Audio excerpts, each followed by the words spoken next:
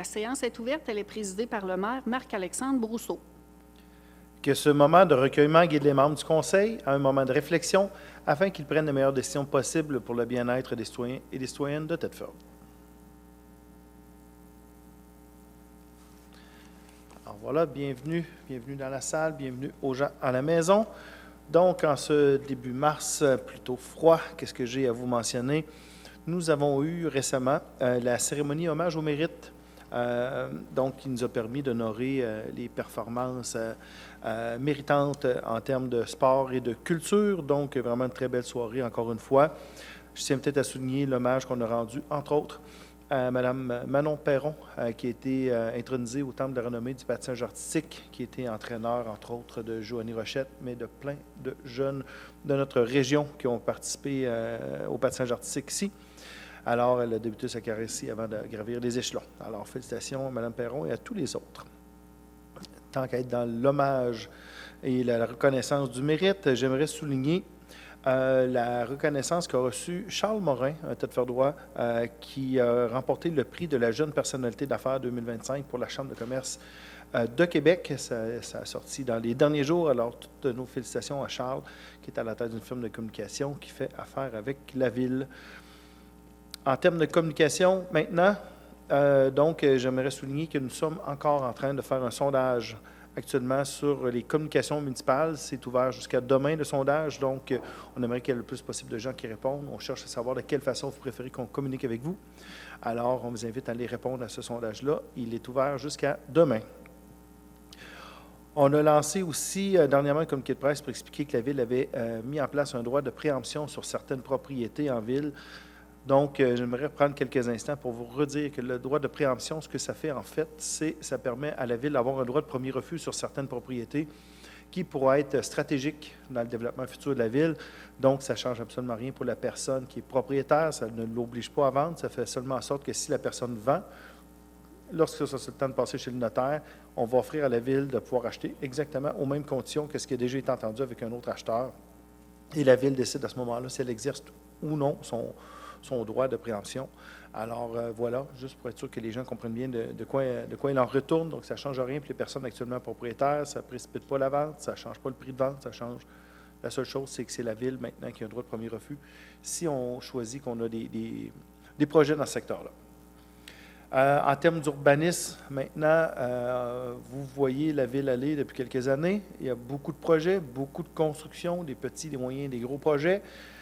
Alors, on vous répète qu'avec la saison de travaux qui s'en vient, la saison de rénovation, si vous avez des permis à demander, on vous incite à vous prendre à l'avance parce que nécessairement, en ayant énormément de demandes de permis, ça pourrait qu'il y ait des délais. Alors, on cherche à vous avertir d'avance de faire vos demandes aussitôt que vous savez que vous avez des projets, que vous avez tous les éléments en main.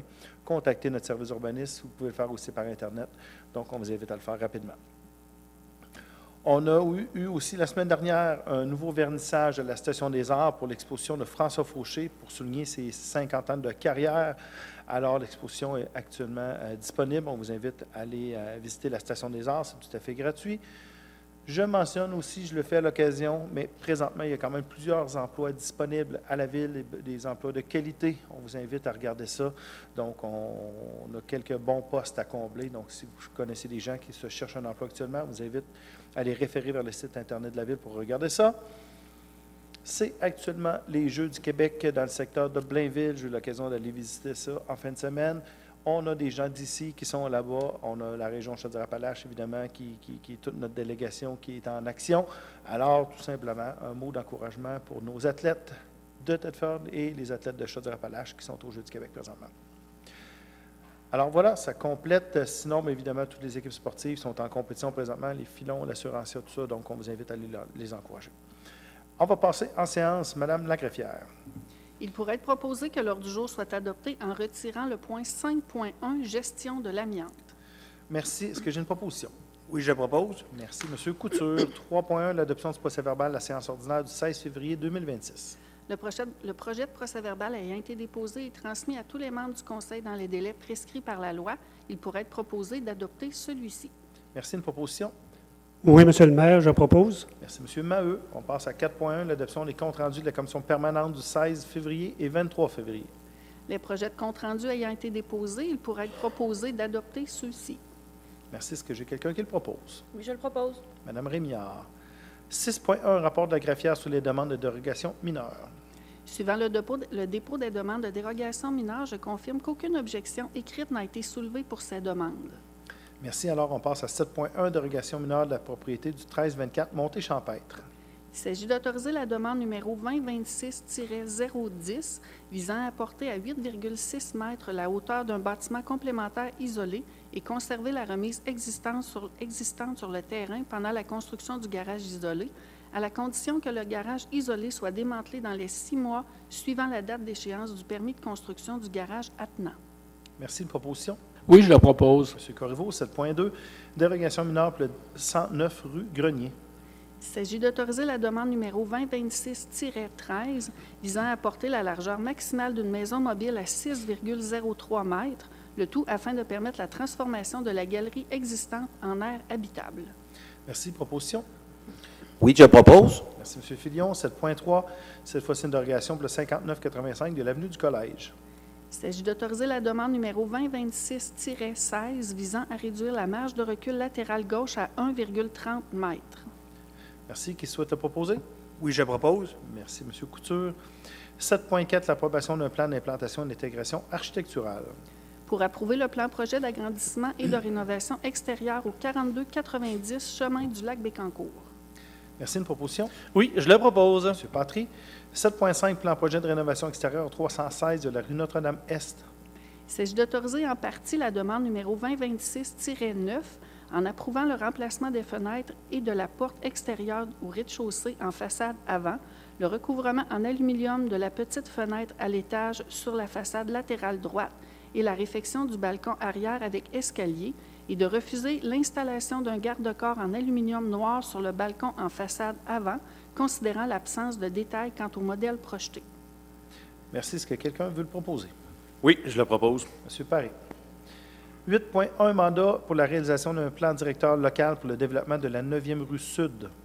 Il s'agit de confier le mandat à Tetra Tech pour une dépense de 29 970 $, taxes en su. Oui, proposition? Oui, je le propose. Merci, M. Maheu. En 8.2, l'entretien ménager d'édifices municipaux pour les années 2026 et 2027. Il s'agit de confier les travaux d'entretien de l'édifice Saint-Jean du service d'urbanisme et de la Maison de la culture à Entretien général Fréchette et Grenier Incorporé pour une dépense anticipée de 124 564 $, taxes en su. Est-ce que j'ai une proposition? Oui, je le propose. M. Patry. 8.3, l'octroi d'un contrat pour le rehaussement du système de gestion de la salle de quilles de Black Lake. Il s'agit de confier les travaux à Buffa Distribution pour une dépense de 14 470 $ et 96 sous, taxes en su. Une proposition? Oui, Monsieur le maire, je le propose. Merci, Mme Perrault. 8.4, la réfection du pavage de la rue Pionze et du boulevard Ouellette. Pour confier les travaux à la firme Pavage Centre-Sud, division d'Eurovia Québec Construction pour une dépense de 1 676 980 et 90 sous, taxes en su.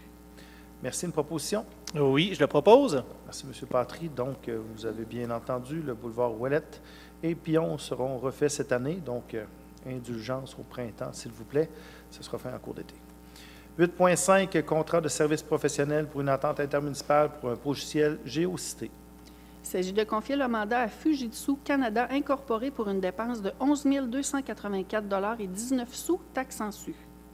Merci. Quelqu'un le propose? Oui, je le propose. Merci, M. Maheu. 12.1, embauche en permanence pour le poste de préposé au parc et espaces verts au service des travaux publics, génie et environnement. Il s'agit d'embaucher en permanence M. Mathis Bilodeau, et ce, à compter du 19 février 2026. Merci. Quelqu'un le propose? Oui, je le propose. M. Corriveau. Embauche en permanence pour un poste d'adjointe administrative au service du greffe. Il s'agit d'embaucher en permanence Mme Stéphanie Dupont, et ce, à compter du 13 février 2026. Merci. Qui le propose? Oui, je le propose. Mme Perrault. 12.3, embauche temporaire, cette fois-ci pour un poste de coordonnatrice en rémunération globale au service du capital humain et des affaires juridiques. Il s'agit d'embaucher temporairement Mme Chloé Boudreau, et ce, jusqu'au 30 décembre 2026. Proposition? Oui, je le propose. Merci, Mme Rémillard. 13.1, demande d'aide financière. Pour octroyer les aides financières suivantes, l'achat d'une paire de billets à la Fondation Maison Les Couleurs du Vent dans le cadre de la soirée bénéfice vin et fromage 1 000 ainsi que la location de terrain extérieur d'une valeur de 394 taxes su dans le cadre du tournoi de volleyball intérieur Thetford Slam et du tournoi de volleyball de plage Beach Slam. 150 à la polyvalente de Thetford dans le cadre de secondaire en spectacle. Merci. Quelqu'un le propose? Oui, je le propose. Merci, M. Corriveau. 14.1, l'adhésion pour un regroupement d'assurance de l'UMQ pour la protection des élus et hauts fonctionnaires contre la diffamation, le harcèlement, les propos haineux et pour la responsabilité pénale en matière de santé et sécurité. Oui. Il s'agit de mandater l'Union des municipalités du Québec d'agir à titre de mandataire du regroupement d'assurance et que la Ville s'engage à acquitter les primes et les frais applicables, incluant les frais d'administration établis respectivement à 425 et 225 par type de protection, taxes su. Merci. Une proposition? Oui, je le propose. M. Couture. 16.1, renouvellement pour une aide financière pour le comptoir familial de Thetford Mines et du comptoir familial de Black Lake. Il s'agit de renouveler l'engagement de la Ville envers les comptoirs familiaux en leur versant une aide financière de 71 et 68 sous pour chaque tonne de matériel valorisé ou récupéré, et ce pour la période du 1er avril 2026 au 31 mars 2027. Merci. Une proposition? Oui, Monsieur le maire, je le propose. Merci, Mme Perrault. 17.1, programme d'aide financière à l'implantation ou à l'expansion de commerce au centre-ville, le règlement 949. Il s'agit d'autoriser qu'un montant de 49 588 soit pris à même le surplus affecté au programme particulier d'urbanisme pour les projets financés en 2025 en vertu du règlement numéro 949, programme d'aide financière à l'implantation ou à l'expansion de commerce au centre-ville. Oui, est-ce que j'ai quelqu'un qui souhaite le proposer? Oui, je le propose. Merci, M. Paré. 17.2, identification des propriétés pour le droit de préemption. Il s'agit d'autoriser l'inscription au Registre foncier du Québec d'un avis d'assujettissement d'une période de 10 ans à l'égard des immeubles répertoriés, et ce, pour l'une ou plusieurs des fins municipales indiquées à la résolution. Merci. Est-ce que j'ai une proposition? Oui, je le propose. Merci, M. Filion. On arrive... C'est long, ça.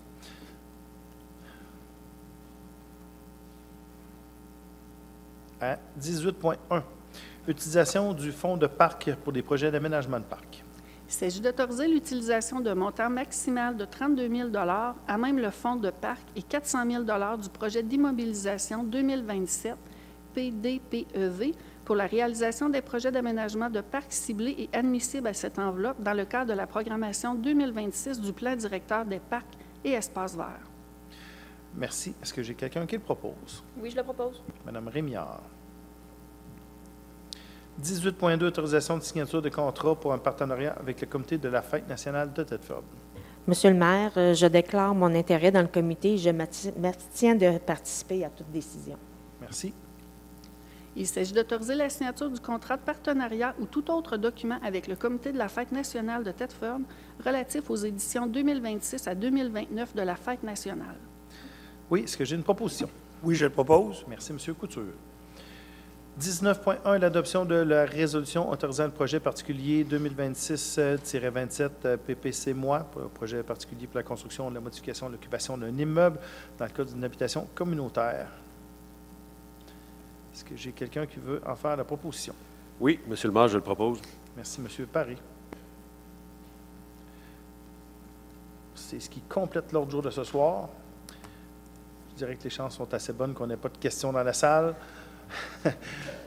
N'oubliez pas que c'est possible de nous envoyer vos questions à l'avance. C'est possible de nous écrire sur les réseaux sociaux, sur l'adresse que vous voyez à la télévision, maquestion@ville-thetford.ca. C'est possible de nous appeler, de venir nous voir. Ça me fait toujours plaisir. Alors, si jamais vous nous posez des questions comme ça, on a l'occasion de répondre en public, évidemment, si c'est à l'intérêt de tous. Sinon, on se donne rendez-vous dans 2 semaines. Passez une belle fin d'hiver et on se dit à bientôt.